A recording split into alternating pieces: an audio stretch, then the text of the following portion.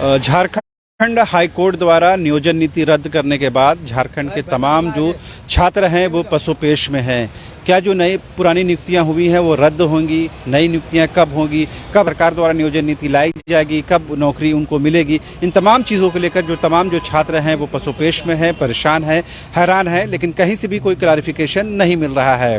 हालांकि मुख्यमंत्री लगातार ये कह रहे हैं सदन के अंदर भी और सदन के बाहर भी कि हम जल्द से जल्द नई नियोजन नीति लेकर आ रहे हैं, एक वैकल्पिक व्यवस्था कर रहे हैं। तमाम छात्र जो हैं वो धैर्य के साथ रहें, संयम के साथ रहें और किसी के बहकावे में नहीं आए। लेकिन बड़ा और अहम सवाल यह है जिन छात्रों का एज निकलता जा रहा है वो कहीं न कहीं परेशान है और कहीं न कहीं उन पर दबाव बढ़ता जा रहा है। मेरे पीछे जो तमाम जो छात्र देख पा रहे हैं ये तमाम लोग जेएसएससी के जेई के छात्र हैं, यानी जूनियर इंजीनियर के परीक्षार्थी हैं। इन लोगों ने परीक्षाएं दी हैं, एक बार परीक्षा दी, वो कहीं न कहीं प्रश्न पत्र लीक हो जाता है, बाद में फिर से परीक्षा होती है। उसके बाद जो परीक्षा फल का प्रकाशन होने से पहले ही झारखंड हाई कोर्ट द्वारा नियोजन नीति को रद्द कर दी जाती है। ऐसे में उस परीक्षा को भी रद्द माना जाना चाहिए।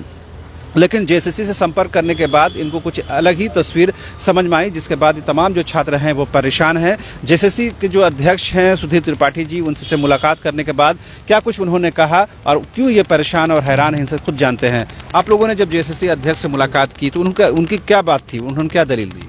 उनके द्वारा कहा गया कि जो 3 बहालियाँ हो चुकी है अब एग्ज़ाम, उनका रेट्रोफिट करके फिर से दोबारा जो एग्ज़ाम लेंगे और उसमें नॉर्मलाइज करके दिया जाएगा। तो मेरा सवाल एक ही बनता है कि जो रेट्रीफाइड होता है वो आप किस आधार पर करेंगे? अगर यदि सामान्य वर्ग का सीट है तो सामान्य वर्ग का ही होता है, ये कहीं तो लिखा नहीं है। अगर यदि सामान्य वर्ग का आपका कहने का मतलब है कि जो लड़के जो छात्र इस बार वंचित हो गए मैट्रिक पास से, जो सामान्य वर्ग के वो बाहर से मैट्रिक किए हैं उनको भरने दिया जाएगा, तो ऐसे में आप कैसे बता सकते हैं कि सामान्य वर्ग के लड़के यहीं के हैं?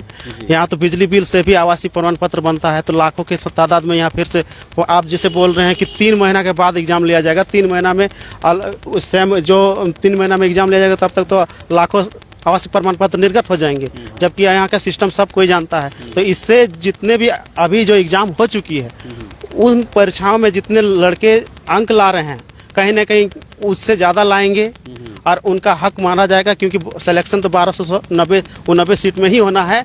जो लड़के एकदम स्थिर हो गए हैं, इतना नंबर लाए हैं, वो उनका कहीं ना कहीं अगर यदि अगले दूसरे जो छात्र हैं नंबर लाते हैं नेक्स्ट एग्ज़ाम में और उसको रेट्रोफाइड उसको नॉर्मलाइज करके इसमें मिलाया जाता है रिजल्ट में, तो कहीं ना कहीं वो इनका हक मारेंगे और इसमें जो सिलेक्शन होने वाले जो लड़के हैं उसका सिलेक्शन नहीं होगा। और मैक्सिमम इसमें SC ST OBC वर्ग जो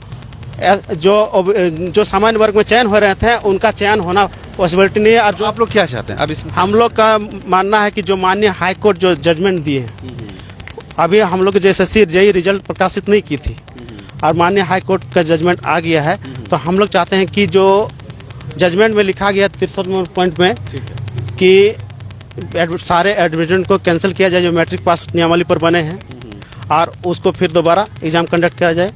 और ये एडवर्टीजमेंट जो जब निकली थी उसमें भी 22 नंबर पॉइंट में लिखा गया था रमेश हांसदा केस के बारे में कि जब वो जो भी निर्णय आएगा सर्वमान्य होगा। ठीक है तपेश्वर जी, थोड़ा सा और टेक्निकल जो बता रहे हैं कि रेट्रोफाइट करेंगे, इसके क्या इसका मकसद है, मतलब ये क्या है, थोड़ा आसान भाषा में समझेंगे। रेट्रोफाइट का मीनिंग हुआ सर कि अभी जो अभ्यर्थी वंचित रह गए थे अभी जो यानी सामान्य वर्ग के अभ्यर्थी, जिसके मान लीजिए कि कोई फादर्स अगर कहीं अगर सेंट्रल गवर्नमेंट में जॉब कर रहे हैं, दिल्ली मुंबई कोलकाता कहीं भी कर रहे हैं, तो अगर उसके बच्चे वहां से मैट्रिक दिए हैं, कोलकाता से किए हैं, तो यहाँ वो एलिजिबल नहीं, फॉर्म फिलअप नहीं कर पाए थे, तो उसको क्या बोल रहे हैं चेयरमैन सर कि मैंने उसको अलग से फॉर्म फिलअप करा के और रिजल्ट पब्लिश करके और उसको कंबाइंड करके रिजल्ट निकालेंगे।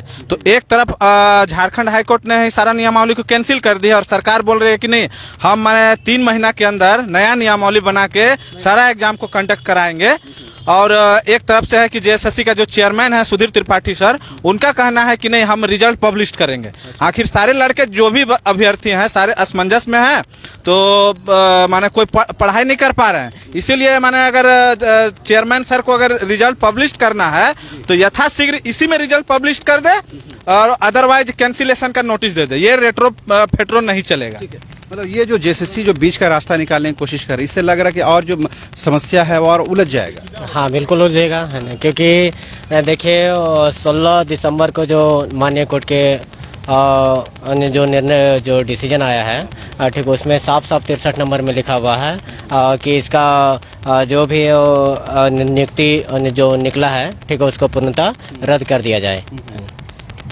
तो इसमें यह है कि उस नियुक्ति को रद्द करने के बजाय जेएसएससी चाह रहा है कि जो बचे हुए छात्र हैं यानी जो जनरल के छात्र हैं उनको मौका दिया जाए। देखिए यहाँ पर जैसे जो जेएसएससी के चेयरमैन हैं ठीक है उनसे सुधीर त्रिपाठी जी से कल हम लोग आज 3.5 कैंडिडेट लोग मिले है ना, तो फिर उनका मानना है कि हम लोग सरकार के पास अपना सहमति लेटर भेज दिए हैं।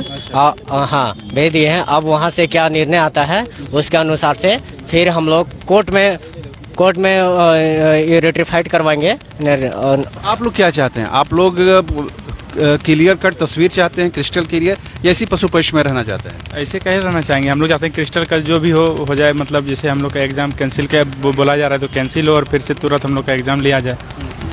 ये जो बीच का रास्ता निकालने की कोशिश है उससे क्या लग रहा है, मामला और पेचीदा होगा? सर जो मामला पेचीदा होगा, हम लोग सर पिछले बार 1 साल पहले इसका नोटिफिकेशन आया था, उस समय से हम लोग सर झारखंड जेई का तैयारी कर रहे हैं। अभी बीच में हम लोग का एसएससी एग्जाम हुआ, उसमें हम लोग झारखंड जेई की वजह से डिस्टर्ब हुए।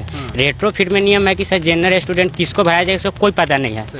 तो सर झारखंड में कोई नियोजन नीति नहीं है। जो 10-12 का नियोजन नीति तो हाई कोर्ट रद्द कर चुका है। तो सर नियोजन नीति झारखंड में है ही नहीं, तो किस बेसिस पर सर रेट्रोफिट किया जाएगा? सरकार अलग नियोजन नीति बना रही है, हम लोग झारखंड के खतियानी है चाहे 10-12 यहाँ से किए हैं, तो कुछ नियम पता होना चाहिए ना सर कि किस लड़के को नया फॉर्म भराया जाएगा।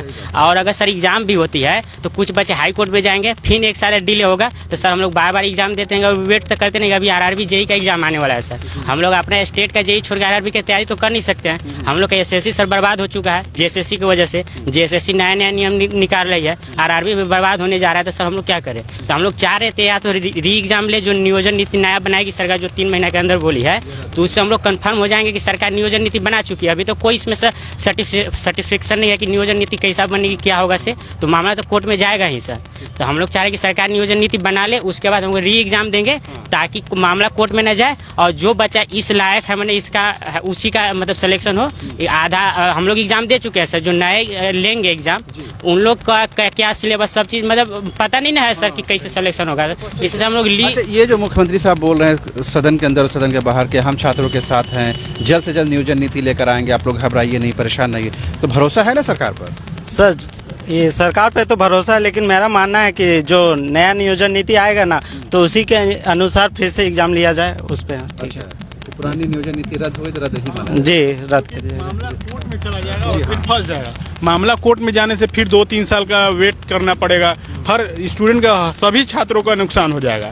ये जेई का ही नहीं होगा, क्योंकि एक कोर्ट में जैसे सोनी कुमारी का आप केस देखें, अगर एक कोर्ट में गया 3 साल 4 साल लेट हो गया, रमेश हासदा भी, तो सबका नुकसान होगा। एक जेई का अगर स्टूडेंट जाते हैं कोर्ट, अगर इस तरह से होगा अतिक्रमण, कोर्ट का ऑर्डर का अतिक्रमण करके अगर जेएसएससी निकालती है रिजल्ट, तो अगर इस तरह से होगा तो 4-5 साल तो किसी तरह से बर्बाद होगा। हम लोग का पूरा एज पूरा मतलब कि खत्म हो जाए। ये क्या कोर्ट की अवमानना भी मानी जाएगी ऐसा? हाँ सर, बिल्कुल मानना चाहिए ना। जब कोर्ट का जजमेंट आ ही चुका है कि नई मतलब कि जो प्रक्रिया स्टार्ट करके विज्ञापन नए सिरे से स्टार्ट करके ये नियुक्ति किया जाए, तो फिर भी चेयरमैन सर कैसे बोल रहे हैं कि वही उसी में करेक्शन करके रेट्रोफिट करके मतलब जो जनरल कैटेगरी से वंचित हो गए हैं उसको फिर से फॉर्म भरा जाए? ये तो बिल्कुल सर ना मतलब कि एकदम संशोधन। यहाँ नियम जो कोर्ट का जजमेंट आया उसमें कहीं नहीं लिखा है कि आप उसमें संशोधन कीजिए।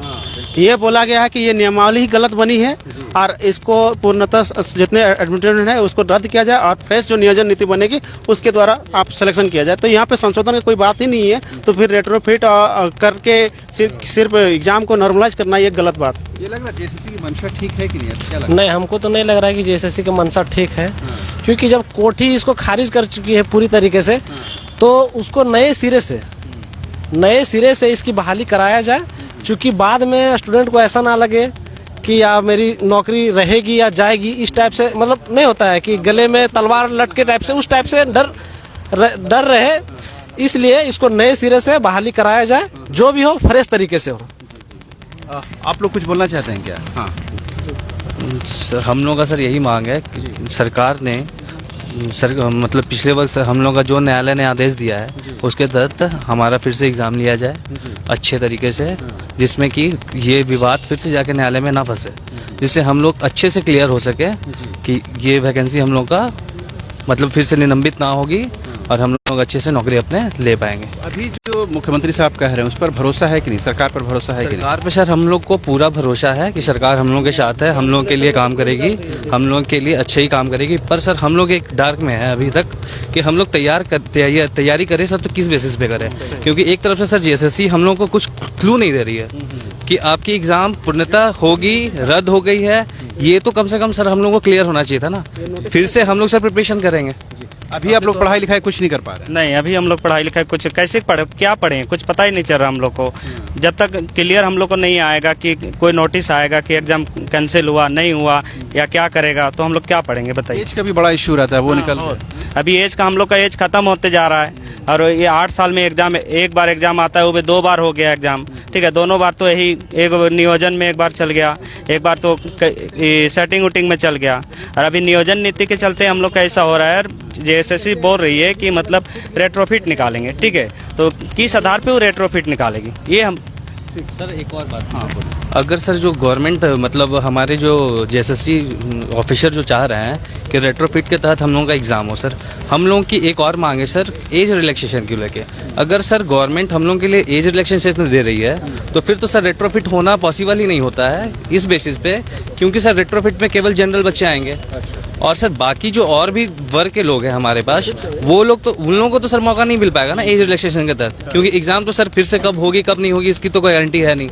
तो सर ये भी हमारी मांग है कि उसको भी तय नज़र देखते हुए ही हमारा कुछ निर्णय लिया जाए और हम लोगों को कुछ ना कुछ जल्दी से सरकार के तहत नोटिस तो तमाम छात्रों ने कमोबेश एक ही बात कही है कि जो झारखंड हाई कोर्ट से नियोजन नीति रद्द हो गई है वो रद्द हो गई है, उसमें बीच का कोई रास्ता नहीं हो सकता है। जो जेएसएससी चाहती है कि रेट्रोफिट के माध्यम से जो जनरल बच्चे छूट गए हैं उनको इंक्लूड करके दोनों का रिजल्ट एक बार निकाला जाए, ये बच्चे नहीं चाहते हैं। वो चाहते हैं इससे कहीं ना कहीं तो जो इम्बैलेंस होगा, लिहाजा उस नीति जब रद्द कर दी गई है तो नए सिरे से एग्जामिनेशन हो, अब बिल्कुल सब कुछ साफ सुथरा यानी क्रिस्टल क्लियर तरीके से हो। जब ये नियुक्ति में जाए यानी या फिर नौकरी में जाए, किसी प्रकार का कोई डर कोई भय नहीं रहे।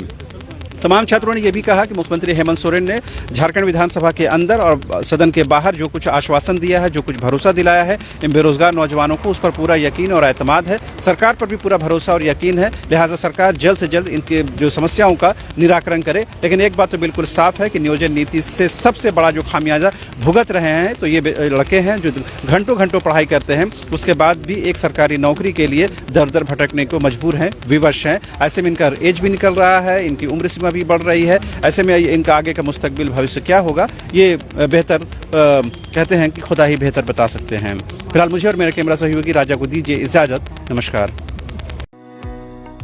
पारस एचएससी हॉस्पिटल रांची, झारखंड का सबसे बड़ा प्राइवेट मल्टी स्पेशलिटी अस्पताल, तमाम सुविधाओं के साथ अब यहाँ mother and child health care भी।